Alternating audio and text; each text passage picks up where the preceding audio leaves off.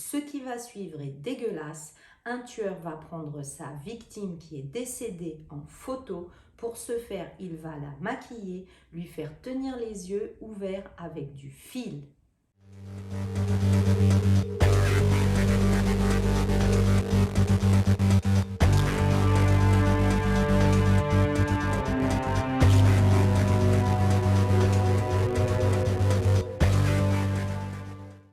Bonjour les zigotos, j'espère que vous allez bien. Aujourd'hui on démarre pour une nouvelle vidéo qui là, je sais que je le dis souvent, est vraiment dégueulasse. Vous allez voir, c'est un meurtre horrible. Ce qui va arriver par la suite est dégueu. Allez-y, accrochez-vous à votre chaise. Là, prenez pas de boisson et de chips parce que vous allez vomir. Je vais vous raconter cette histoire atroce. Samantha Coing a 18 ans. Elle travaille dans un tout petit café et vend des cafés. Pour elle, sa journée, elle est comme d'habitude, elle va démarrer tout à fait normalement. Quand tout d'un coup, un homme entre dans le café. Il s'approche du comptoir, il sort une arme à feu et demande de l'argent. Bon, elle, Samantha, elle est terrifiée, hein. Elle va faire tout ce que l'homme lui demande. Il va passer derrière le comptoir, lui attacher les mains et l'emmener dehors pour rentrer dans sa voiture à lui, sa Ford. Bon, elle, bien sûr, Samantha, qu'est-ce qu'elle fait? Elle va essayer de s'échapper quand elle est dans la voiture. Son ravisseur va la menacer d'une arme à feu et lui dire que si elle recommence, il la tuera. Il va continuer tranquille avec Samantha attachée à l'arrière à faire une petite balade en centre-ville. Bah oui, normal, faut la promener la Samantha. Et puis là, il va lui dire que si elle est sage, que si elle ne fait pas de problème, il la relâchera sans peine.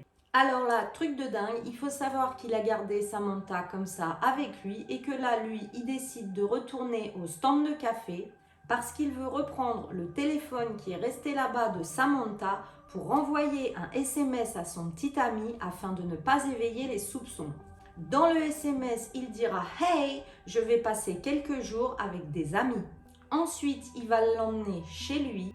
Il va la mettre dans un petit cabanon à côté de sa maison. Il va l'attacher et monter la radio au maximum pour pas qu'on entende Samantha crier et gémir. Après, il va demander à Samantha où est sa carte bancaire parce que Samantha n'avait pas sa carte bancaire ni dans son sac à main au café, ni sur elle. Et elle, qu'est-ce qu'elle va dire? J'ai laissé ma carte bancaire chez mon petit ami dans son camion. Alors lui, qu'est-ce qu'il fait? Il va se rendre chez le petit ami de Samantha, se diriger vers le camion. Mais pendant ce temps-là, le petit ami de Samantha, qui était foudrage suite au SMS qu'il avait reçu, bah oui, on se met à sa place. Lui, il se dit, attends, l'autre, elle m'envoie un SMS en me disant qu'elle va passer du temps avec des amis. Et moi, alors, qu'est-ce que je deviens dans cette histoire? Donc, le petit ami, il est foudrage, il se met à la fenêtre et il voit un homme qui se dirige vers son propre camion. Il décide de sortir. Pendant ce temps-là, le kidnappeur a réussi à prendre la carte bancaire de Samantha et s'enfuit et le petit ami n'a pas réussi à le rattraper et c'est bien dommage. Comment s'appelle le ravisseur? Il s'appelle Israel Case. Eh bien lui, il va retourner à sa maison, tranquille, se verser un petit verre de vin et il va retourner au hangar. Et là, ce qui va suivre est vraiment ignoble.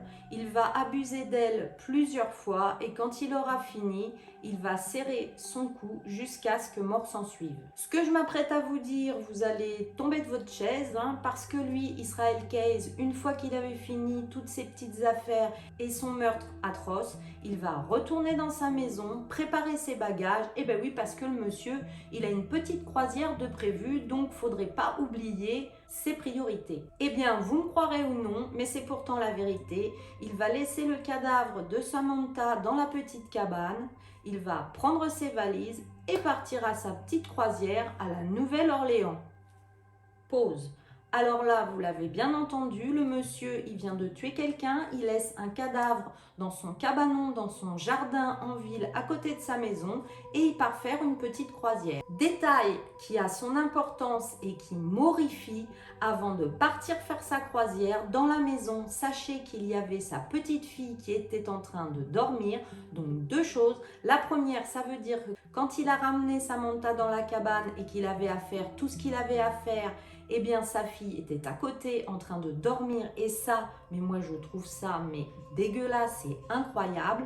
Et la deuxième chose, j'en ai vraiment ras-le-bol de tous ces tueurs qui ont des enfants. Mais comment c'est possible?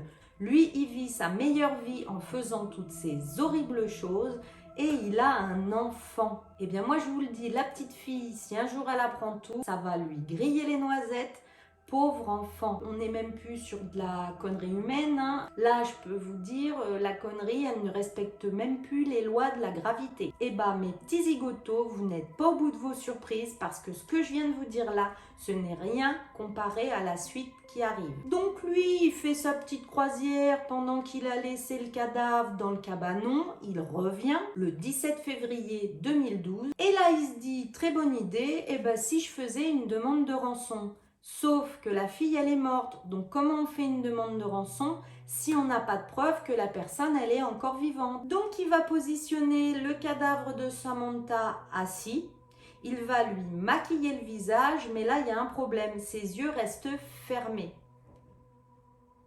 Donc, il va prendre du fil et lui coudre les paupières ouvertes. Petite précision, vous vous demandez sûrement comment se fait-il que le cadavre est resté si longtemps sans être en décomposition? Eh bien, on est en Alaska. Les températures vont de -20 à -40, c'est-à-dire comme dans un congélateur. Donc, le cadavre était certes raide, mais n'était pas décomposé. Je suis désolée de rentrer dans des détails aussi dégueulasse. Donc le monsieur, il a maquillé Samantha, il prend du fil de pêche pour faire tenir ses paupières et là il décide de prendre une photo d'elle avec le journal du jour à côté pour prouver qu'elle est encore vivante. J'ai décidé de ne pas mettre la photo entière dans la vidéo et de cacher les yeux parce que je la trouve vraiment horrible et par respect pour la personne, mais vous la trouverez facilement sur le net. Bon bah là, moi mes limites, elles sont atteintes. C'est d'une perversité et d'une dégueulasserie jamais égalée. En plus, lui, Israel Keyes, il est tranquille, hein, il fait de la pêche, de la couture, hein, il lui coule les yeux, il a maquillé, il s'est cru à Sephora, il prend des photos, il a cru c'était un top modèle, mais on est où là? Bon alors Israel Keyes, il va placer une note dactylographiée où il va faire sa demande de rançon, il va demander 30 000 $, il va mettre avec la photo dégueu de Samantha, il va placer tout ça dans un parc sous une statue d'un chien connu et il va utiliser le téléphone de Samantha pour envoyer un SMS à son petit ami. Là, Israël, c'est bien gentil, hein, mais qu'est-ce qu'il va faire du corps? Eh ben, écoutez, hein, après la séance de maquillage chez Sephora et la petite séance de couture, ben, on va passer dans le plus grand pâtissier. Hein, il va démembrer tout son corps et il va aller à un lac et il va jeter tous les morceaux dans le lac. Comme le lac était gelé, il est obligé de faire un trou et il va tout mettre dedans. Au même moment, James Quaining, le père de Samantha, mais il est effondré. Ça fait plusieurs jours qu'il n'a plus aucune nouvelle de sa fille et ce n'était pas du tout dans les habitudes de sa fille. Il a bien compris qu'elle avait été enlevée et que quelque chose cloche, mais il l'aime tellement, il est persuadé qu'elle est encore vivante. Du coup, quand il va voir la demande de rançon et la photo de sa fille, il en est sûr, elle est vivante et il faut payer la rançon. Il en parle aux autorités. Alors, les 30 000 $ vont être réunis par la famille, par des amis, par des personnes du public qui étaient au courant de la demande de rançon et ils vont tout déposer sur un compte que Israel Keyes avait ouvert pour ça. Eh bien, la police, qu'est-ce qu'elle va faire? Elle va regarder toutes les vidéos des distributeurs et regarder les moments où il y avait eu des retraits d'argent sur ce compte.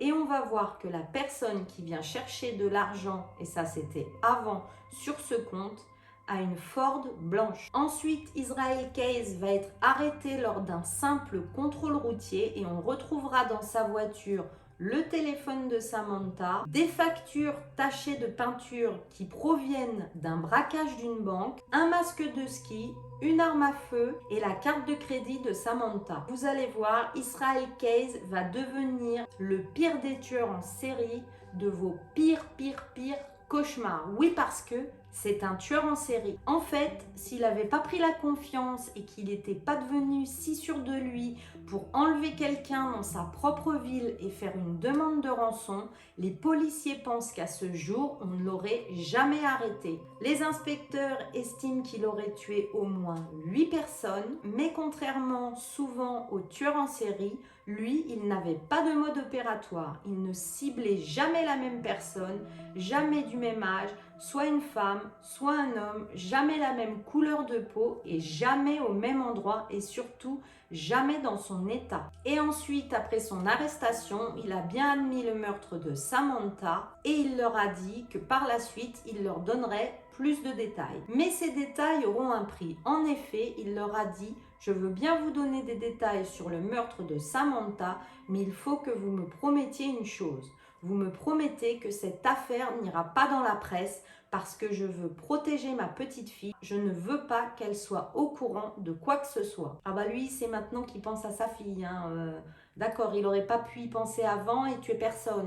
Son premier meurtre, selon l'aveu d'Israel Case, aurait eu lieu vers la fin des années 90 dans l'État de Washington et il a déclaré qu'il aurait tué au moins 7 autres personnes à travers tout le pays. La police, elle, pense que le nombre s'élèverait plutôt à 11. Malheureusement, nous n'aurons que 2 noms révélés à propos de ces meurtres. Il s'agit d'un couple, Bill Vermon et Lorraine Currier. Je vais vous parler de cette affaire. La nuit du 8 juin 2011, pendant que ce couple dormait, Israel Case s'est introduit dans la maison. Imaginez, vous êtes tranquillement en train de dormir et c'est Israel Case qui vous réveille en pleine nuit. C'est horrible. Bon, alors lui, Israel Case, il a fait ce qu'il appellera une attaque éclair. Il a coupé leur ligne téléphonique avant de rentrer dans la maison. Il est rentré et il les a attachés. Il a emmené Bull Currier au sous-sol et il lui a tiré dessus. Puis il est allé voir sa compagne. Il l'a agressée intimement plusieurs fois.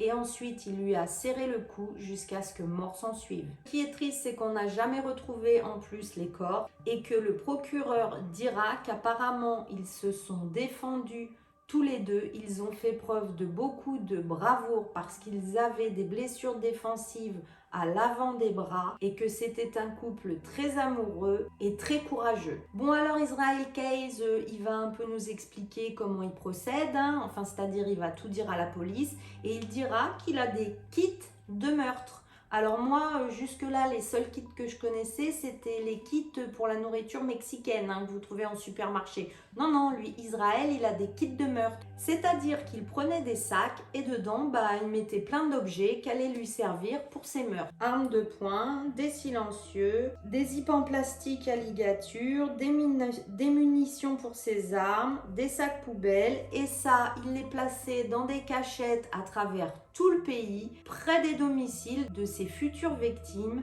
qu'il choisissait au hasard. Et justement, comme je l'ai dit avant, les policiers avaient dit que c'est ce qui rendait hyper dur pour l'attraper parce qu'il ciblait au hasard à travers tout le pays, ne laissait aucun détail qui permet de relier un meurtre à un autre. Bon alors, Israel Case, il a un petit code d'honneur, parce que voilà maintenant qu'on a un tueur qui a une morale, il disait: ah moi je ne touche jamais aux enfants et aux parents. Tiens, le monsieur dans sa dégueulasserie, il a des limites. Bref, au cours de ses voyages meurtriers, il ne payait jamais par carte bancaire mais en argent liquide pour ne pas laisser de place de ses dépenses.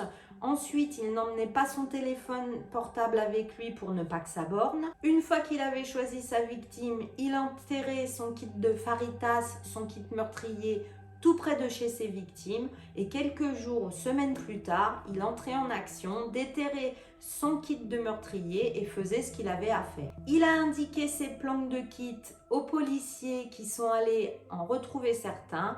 On en a retrouvé en Alaska, à New York, à Washington, au Wyoming, au Texas et en Arizona.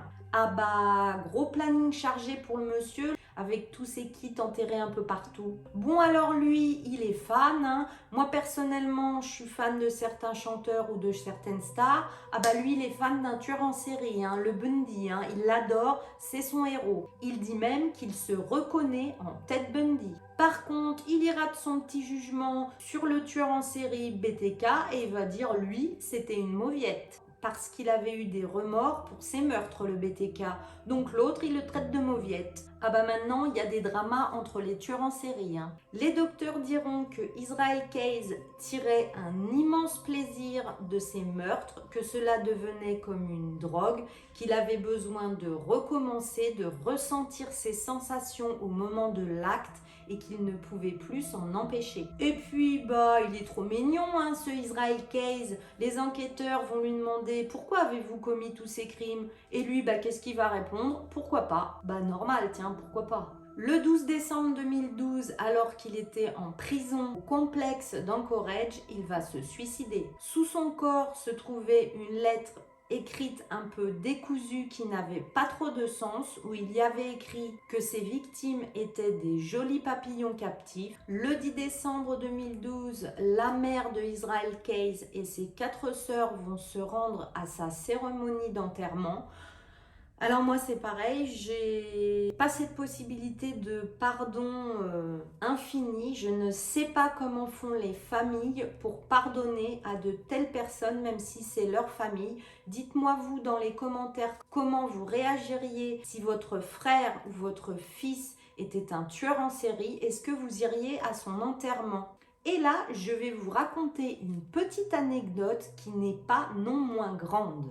Il y a une femme qui pense avoir échappé à Israel Keyes lors d'une de ses attaques sur elle. Kristana Alverson avait 35 ans et elle se rendait tranquillement au cimetière pour aller voir la tombe de son grand-père. En fait, elle avait choisi ce jour-là parce que c'était justement le jour de l'anniversaire de son grand-père. Donc elle est dans le cimetière, elle est dans les allées et elle veut aller se recueillir tranquillement quand elle se sent soudainement observée en danger. Elle remarque qu'il y a un homme au loin et là, l'homme, tout d'un coup, il se met à courir droit vers elle. Bon, bah alors elle fait demi-tour et elle se met à courir, mais comme jamais elle a couru de sa vie vers sa voiture. Elle rentre dans sa voiture, elle verrouille tant bien que mal les portes, elle tremble, elle est essoufflée, elle est pétrifiée, elle démarre sa voiture et avant de partir, elle regarde bien le visage de cet homme pour toujours s'en souvenir, puis elle s'en va. Elle est secouée, traumatisée, mais elle est saine et sauve. Et 4 ans plus tard, dans un article de presse, quand Israel Keyes avait été arrêté, elle le reconnaît. Et là, elle comprend qu'elle a échappé à la mort. Punaise, mais même au cimetière, en fait, t'es pas tranquille. Tu peux pas aller voir ton papy, t'es tranquille, t'es dans ton recueillement. Il faut qu'il y ait un tueur en série, ils viennent te poursuivre, mais on sera jamais tranquille nulle part, c'est pas possible. Bon, enfin mes petits zigotos, voilà, cette histoire est finie.